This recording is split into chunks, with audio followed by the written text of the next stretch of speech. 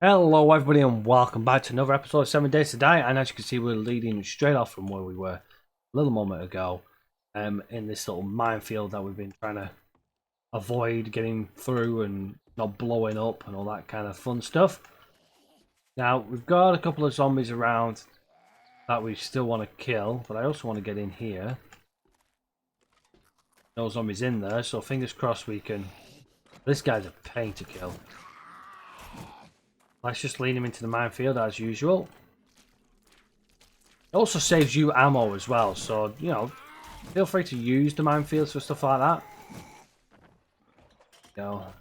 A couple of mines here, so let's lead him into these. Keeping an eye out on our back, while making sure we don't get taken out from behind. Come on, head over to the minefield. Boom! And he goes flying. Their mines are ridiculously powerful. They will kill you if you jump on them. Don't jump on them. We are very hungry. Oh, we're very hungry. That's right. Let's grab all the supplies in here. I'm gonna grab everything. Not even look at it because I want to be quick. Okay, we are seriously overweight now. Fine. Also check behind these sometimes. Some of them are fake. Probably actually break them off. No. They used to have pictured ones that you could take off and they'd be like, have stuff behind them. Ooh. Why is that? Go. Oh, cabinets. Make sure you check the cabinets. Empty bottles. Not a great deal of use for us right now. Right, let's just see quickly what we've got. We've got padded leg armor. We'll wear them. 100+ ammo. Stone slides. You can get rid of that. Got a mod. Painkillers. I'm going to use a painkiller because I've got some water. We've got some more food. We'll grab the food. Grab a yucca. We've also got vitamins.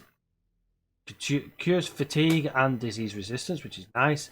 Another mod, gunpowder. But we are seriously over encumbered here.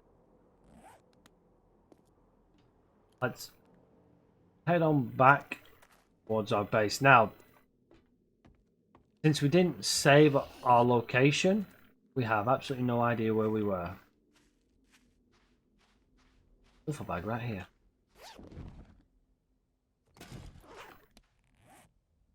Scrap leg armor. Scrap the scrap. Ouch, I just avoid the cacti.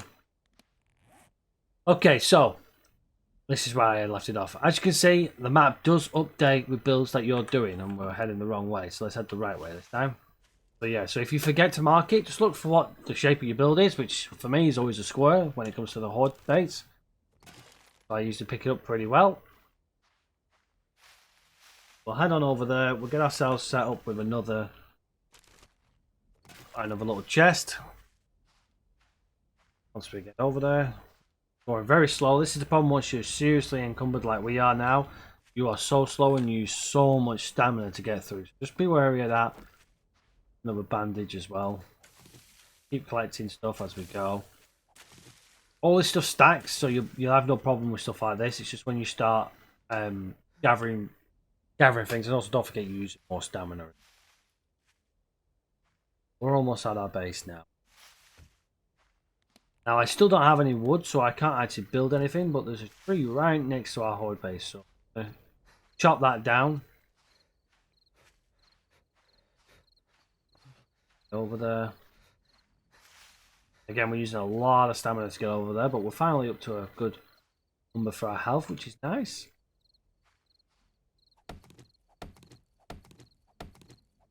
Go. So we got ourselves some wood. We'll just gather the whole tree because there's no point coming back to the tree to finish it off. We may as well just get it while we're here. Using the same amount of stamina either way. And one piece of wood or 300 pieces of wood is still going to be the same effect on your speed. The reason why I go grab some wood, because what I want to do is I want to build 4 ladders. 4 wooden ladders. Place them over here. Then I'm going to put the ladders 1, 2, 3, and then we'll have a 4th one here. I can now jump up here. Ladder number 4. where we're going to have our ceiling. On the number 4 there. And all I'm going to do is I'm going to place... Crouching doesn't work. 3 more there. Then get a storage chest. So in previous builds I always said put the storage on the ground floor, but ultimately you could risk losing the storage chests, and not knowing how much they're going to affect on Alpha 19, I'd suggest building them on the top floor for this. Putting everything we don't need, like we'll keep all of a splint just in case. Everything else drop in. I don't know why I put the wood in then. There we go. The feathers, we'll keep all of the feathers. Put the scrap armor in there just in case. We want to put the fire out. All the ammo. We don't need any of the ammo just yet. There. We'll scrap you. And we'll keep the empty cans on us just in case. Let's put the campfire down. Right, can we do anything for the campfire? Can't do any bacon eggs because we've got no meat. We can't do boiled eggs because... Oh, can we? We need a cooking pot, so we'll have to keep an eye out for the cooking pot. So we can't really do anything at the moment because we either haven't got the stuff or we just haven't got a cooking pot or whatever. So a bit useless for us right now. One on the cob provides a cooking pot as well. Oh yeah. Keep hold of some of your water, like I say. Oh, that was annoying. Be wary of that. Just grab everything and make ourselves a new... I'll upgrade it next time so we don't pick it up by mistake. Top tip, don't pick up a block underneath.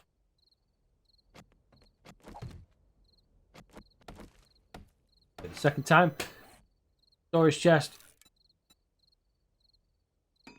Go. Put chest down. And everything we had in earlier can go back in.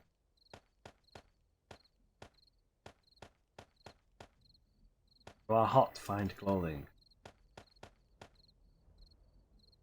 Got the... We'll keep all of the empty water jars. I'll chuck the cans in. I'll chuck them in. Keep all of the yucca so we've got them. We'll chuck the water in as well. And we'll keep all of these in. So everything's organised. Got the bandage in case we bleed. And we got our weaponry. Right, now, there is absolutely no way you're going to survive out here. No, there's absolutely no way of surviving out here at the moment because these defences just won't hold. Stories. You've got a choice. You can either work on it throughout the night, which we will more than likely do, but what I tend to do is keep it where it's... there's no lighting basically, so you're working in the dark. Stop. Hold the backpack. Another torch.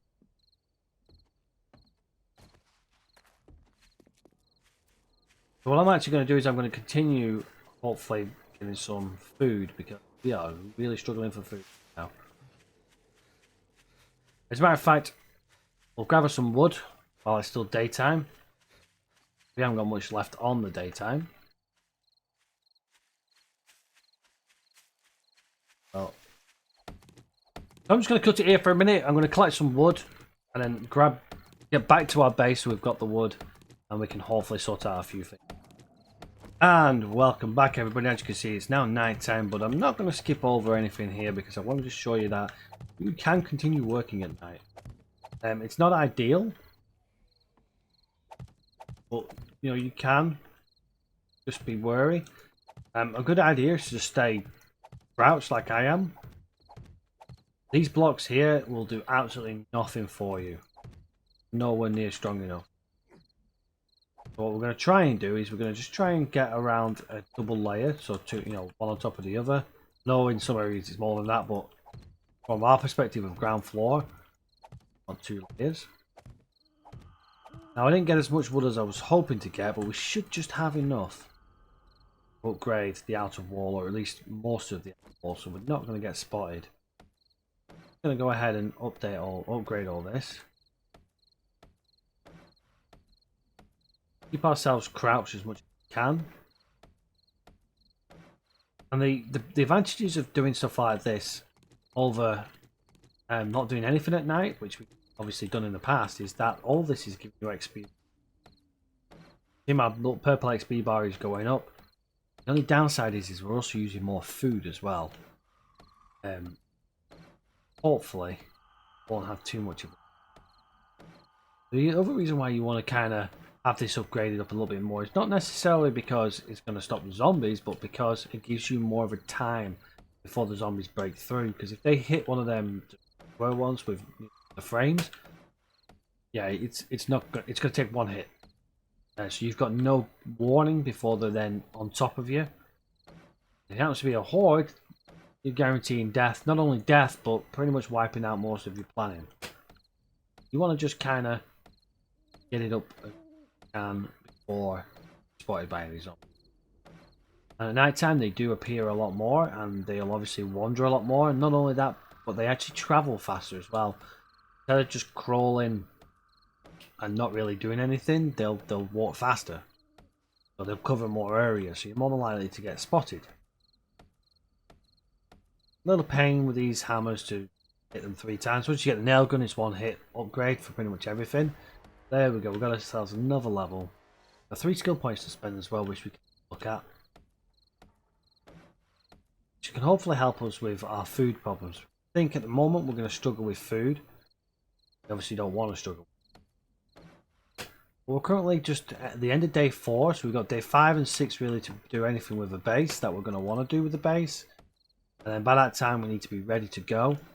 What I'm actually going to do is I'm actually going to probably finish off the Horde base as much as I can up to day 7, like midway through day 7. And then from that point I will say the Horde base is finished, or at least it's finished enough to survive the 7-day Horde. If it's not, then we failed as far as I'm concerned, because I want it to be so it's a little easier for you guys to do it and you're not worried about the time. We're completely on default time here, so these days are only 60-minute days, which is the same amount of time you get. When the server is released to the community, it'll be different, completely different. It'll be longer days, because obviously the community wants to build a lot of builds and stuff like that, and the last thing you want is your day-night cycle to be short. So we're going to go ahead and just upgrade this last section here. Now, if you've got any questions or comments or anything like that with any of these builds, or with anything at all you've seen on the series so far, then make sure you do, leave the comment in there. Even if it's something that you don't understand or something that you want to question. I'd rather people question stuff like this, because then I can kind of say why I've done things, because sometimes I do things a little differently. What I will say is most of the stuff I have done, I've tested myself on either some personal build or within the community builds. And a lot of the buildings I've done have stood the test of time. It's not only about surviving the first 7 days. For me, I like to have a base that's going to survive 28 days, and it's usually my test is 28 days. If it survives 28 days, then I'm happy with it, and yeah, and then it means you're not having to worry about for the next in-game month. You could go around looking for food, looking for resources, looking for anything you need to expand on your gameplay, and you're not worrying about where you're going to have to spend the next Horde night. Some people that I've gamed with sometimes will be thinking to themselves, well, I've not got a Horde base, what am I going to do? I'm going to have to take over a POI. Then you find yourself struggling. And that's not what we're all about here. I want to make it a little bit easier for you. This isn't necessarily the best way. There are plenty of ways out there, and there are plenty of people who build out there who have some fantastic designs. But this is unique to me, I think. I try and do something that kind of sits right for me. And a few people have commented on, well, it's just basically a Minecraft starter base. Well, it pretty much is. Except the fact that you've got to think about physics in this game. While we have our central pillars built in, you can get away with stuff like that. But it is all about trying to make yourself a little bit easier in the long run. This short-term struggle, okay, if you run out of food, you die, your bag's inside your Horde base. And you just got to get back to your Horde base, which is designed to take on hordes of zombies. So, you get in and you're safe, you're alright, you can survive. That's what it's all about. The last thing you want is to try and bring down hordes on top of you before you finish building your base, because then you can never recuperate or get it up, get it up to the standard that you wanted it to be. Just about done with what I wanted to upgrade here. Got the top layers to finish off, which is good. Now the good thing is the sound we make is a little less now, and most of the work we'll be doing will be internally. Oh, got one there, so we'll just crouch. So what we have now is there is no way a zombie could just break through in one hit. So hopefully you've got a chance to react and decide what you want to do. The good thing I tend to find is if you let them break through the block they're breaking through, you can actually attack them through that gap, but they still can't get to you. Bear that in mind. Sometimes it's not always the best idea to open the door and let them come in. Then you've got them where they can hit you. But just bear in mind, swinging hammers around and stuff like that, you could damage your own base. There we go. So we're fully upgraded now. So the next thing I'm going to upgrade is obviously these here. And the reason why I'm going to do these now is I want to make sure that that block there is upgraded. Not necessarily because, well, basically anything that's now connected to that is bedrock strength, but because if a zombie does dig underneath, then it's one hit again, and then your pillar is free floating.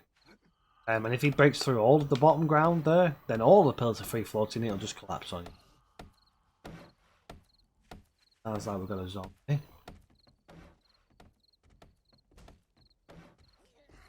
Yep. Now breaking through the door. So you got a choice now. You can either let him break through your door. You'll do pretty quickly. Or you can let him in, knock him out. Now the stamina. Shut the door. Wait for the stamina to build up. Open the door. Bring the hammer. Close the door. There you go. Job's good. And we can upgrade the door as well while we're at it. There we go. Now, you see there it's saying I need iron. We've actually got some iron, so we can actually go ahead and upgrade that door. 40 iron.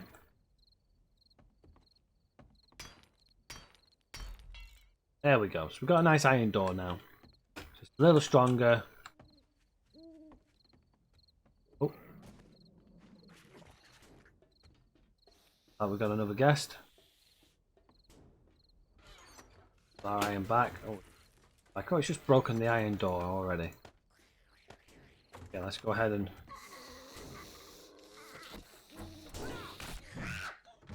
Bye! Hello! Goodbye. That's all you need to do. First thing they're going to hit is the door. Swing. Right, gone. That door needs a repair now, so I'm just going to keep the iron on me. Battery, that's it. You see how, because we've got an upgrade on everything else, they're going to come straight to the door. Had we not upgraded this, the likelihood is they would have actually taken out one of the side walls there and just come straight at you. And we'd have had 2 zombies to deal with then. As you can see, we're set a little bit shorter on the day-night cycle, so it's going to be about 2 AM in about, the in-game 40 minutes. So we're actually going to be able to get out there and do a little bit more when it comes to gathering resources just a little bit earlier. So I'm going to end the episode here because it's been a bit of a, talk through on stuff as well. But I'm going to take the last in-game 30 minutes just to recuperate and get ready for going back out into the world to try and find some more resources. Now remember, our Horde base we've got the shape now, so the rest of it we can do easily. But hopefully you're enjoying this series.